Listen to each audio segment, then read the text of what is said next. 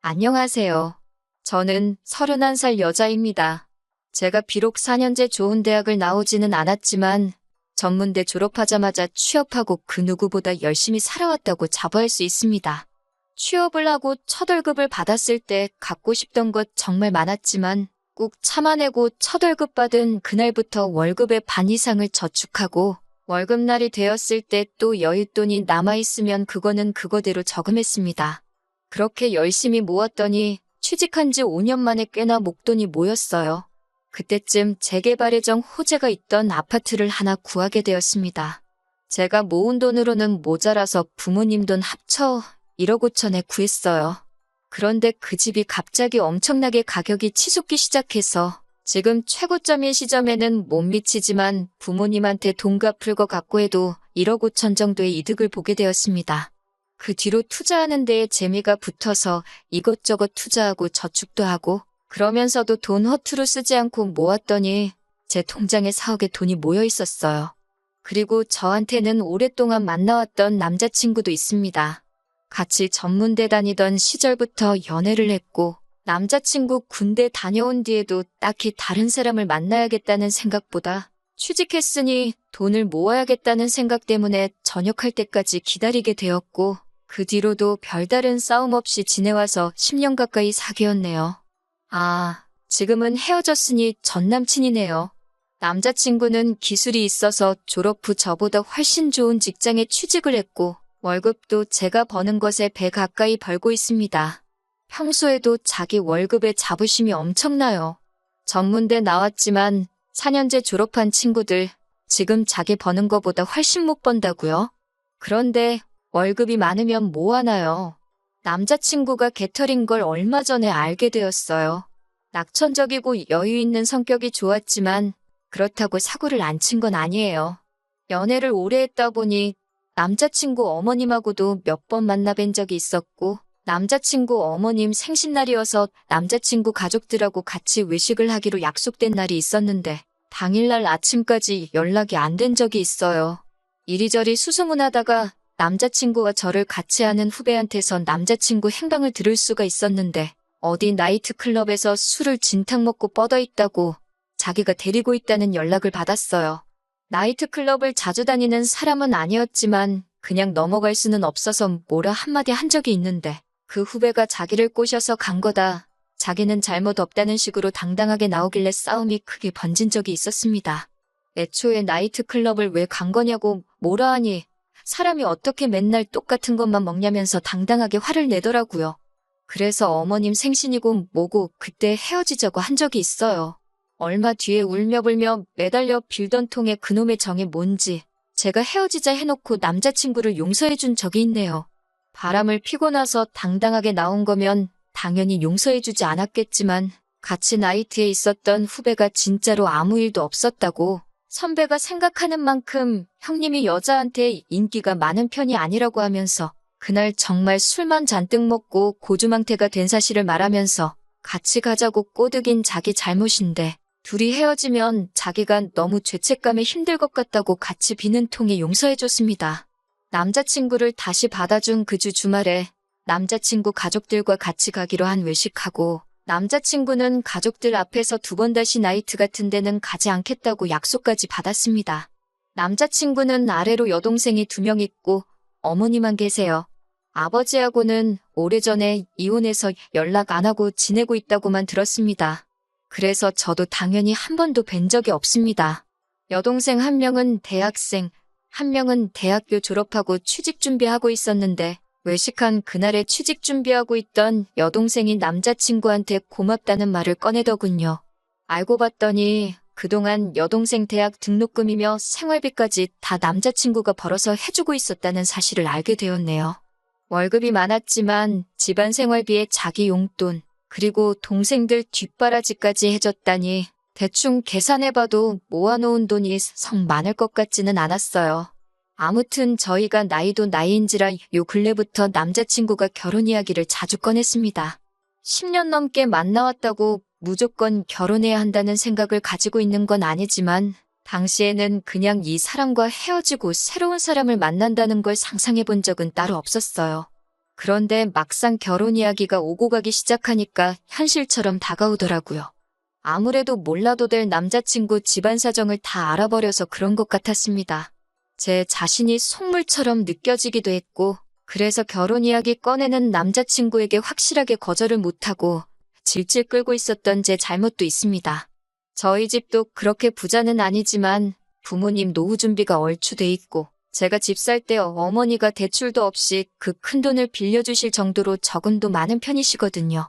그런데 남자친구는 집에다가 생활비를 주고 있으니 그 말은 남자친구 어머님은 노후 준비가 안 되어 있다는 소리처럼 들렸으니까요.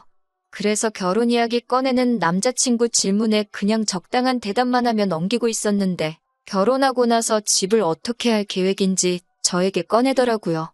무슨 계획이 따로 있나 들어보고 있는데 남자친구는 결혼하고 처음에는 어머님 집에 들어가서 살고 거기서 돈을 모아서 나오자고 하더라고요. 남친 집은 거실이 딸린 방 2개짜리 집인데 이번에 큰여동생이 취직하면서 사내 기숙사로 들어가게 되었으니 방에 하나 비게 되었다고. 그래서 방 하나에는 둘째 동생, 나머지 하나에는 어머님이 지내고 우리들은 거실 구석에 가벽을 세우던지 커튼을 쳐놓던지 해서 살면 되지 않겠냐고 하더라고요. 거실이니 당연히 주방과 이어져 있겠고 커튼이나 가벽이 아니라 벽돌로 담을 쌓아놓고 지낸다고 해도 온 가족이 오며 가며 하는 소리가 다 들릴 거 아니에요? 그렇다고 집이 엄청 큰 평수도 아니고 17평짜리 아파트로 알고 있는데 말이에요. 말이 방처럼 쓰자는 거지. 그건 그냥 거실이나 다름없는 거 아니냐고. 나는 너네 가족들하고 살면 조금 불편할 것 같다고 했더니 잠깐 골똘히 생각하더니 그러면 방 3개짜리 집을 하나 구하자고 하는 거예요. 방 3개짜리 아파트 서울에 있는 거 잘 구하면 전세로 4억이면 들어갈 수 있을 거라고요. 4억이라는 액수를 꺼냈다는 거에 안 좋은 촉이 와서 전세가 그쯤 하나? 자기 모아놓은 돈 얼마나 있는데? 하고 물어봤습니다. 물론 모아놓은 돈 하나도 없는 거 어렴풋이 짐작은 하고 있었지만 뭐 다른 생각이 있는가 해서 떠보듯이 물어본 거예요. 그런데 너무나도 당당하게 제가 꺼낸 돈 이야기에 내가 돈이 어디 있어? 하고 대답하더라고요.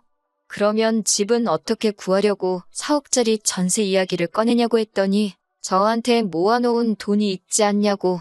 일단 그걸로 집을 구하고 제 월급으로 생활비를 쓰면서 자기 월급을 저축한 다음에 10년 내로 전세 말고 자가로 하나 구하자고 하더라고요. 남자친구가 제가 모아놓은 돈이 있다는 건 알아요. 저희 부모님이 제가 모아놓은 돈 자랑처럼 이야기하셨거든요. 10년이나 연애를 하고 있으니 당연히 결혼하겠지 라는 생각에 말하셨고 부모님께는 남자친구가 모아놓은 돈이 없다고 말하면 괜히 걱정하실 것 같아 그 상황을 말씀드린 적이 없었거든요. 어차피 남자친구 모아놓은 돈 없는 거는 제가 알고 있었고 제가 모은 돈으로 집 구해서 사는 것까지도 생각한 적은 있어요. 명의만 일단 제 이름으로 해두면 그 집 가지고 허튼 짓은 하지 않겠지 하는 생각을 했었거든요. 그래서 저는 둘이서 살 건데 무리해서 방 3개짜리 집으로 갈 필요가 있냐고 방 2개짜리 적당한 빌라 구해서 살고 남는 돈은 부모님 드릴 계획이라고 했더니 대뜸 하는 말이 그 돈을 부모님 드리면 우리 엄마는 어떡하냐고 물어보더라고요. 처음에는 제가 잘못 들은 건가 싶어서 뭐라고 했냐고 물어봤는데 제가 들은 게 맞았어요. 자기 엄마는 어떡하냐면서 정색하면서 저보고 너네 부모님만 챙기고 너무 이기적인 거 아니냐고 하더라고요. 방 3개짜리를 고집하는 이유는 방 3개짜리 집 구해서 자기 엄마를 모시고 살고 싶다고 하는 거예요. 그 말만 들어도 어이가 없는데 벌써 어머님한테도 말했고 어머님도 좋다고 하셨다는 말까지 하더라고요. 이미 다 자기 어머니한테 말이 끝난 상황인데 집 구해서 남는 돈을 저희 부모님한테 드리면 자기 엄마는 어떻게 하냐는 거죠. 어이가 없어서 그러면 지금 남는 돈을 자기 어머님한테 드리라는 이야기야? 하고 물었죠. 그렇게 하면 엄마가 너를 엄청 좋게 보지 않을까? 나는 대답을 당당하게 해오는데 저는 이때쯤 이 사람이 제정신인가 싶었어요. 우리 부모님 노후자금으로 드릴 돈을 왜 너네 어머니한테 주냐고 물었더니 우리 부모님은 노후 준비가 되어 있는데 자기 엄마는 노후자금이 없다고 하는 거 있죠?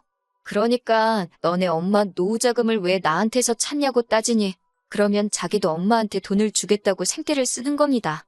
저도 어차피 제가 살 집만 구하면 남는 돈은 부모님께 드릴 계획을 하고 있었기 때문에 남자친구한테는 우리는 집만 생기면 처음부터 다시 모으면 되니까 모아놓은 돈 있으면 드리라고 했어요.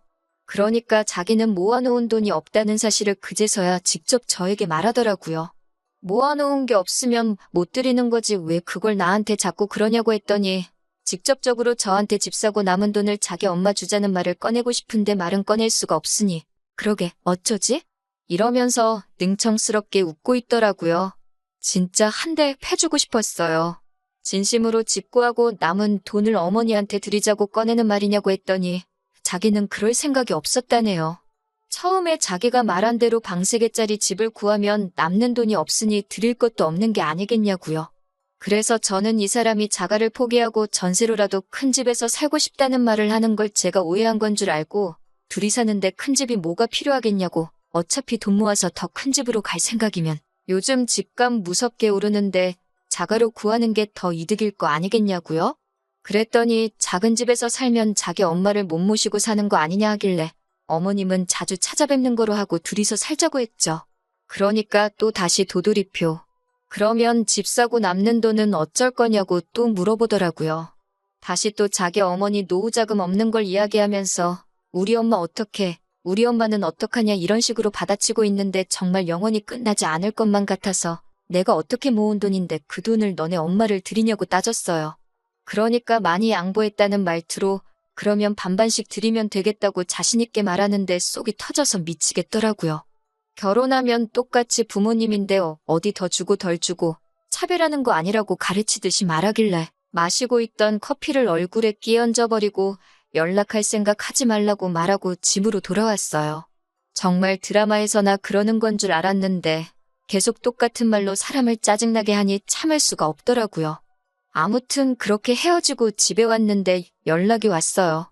반성하고 사과하려고 전화한 건 줄 알고 받았는데 대뜸 엄마가 같이 사는 건 양보하겠다고 했다면서 저보고 어떻게 그렇게 사람이 이기적일 수가 있냐고 하더라고요.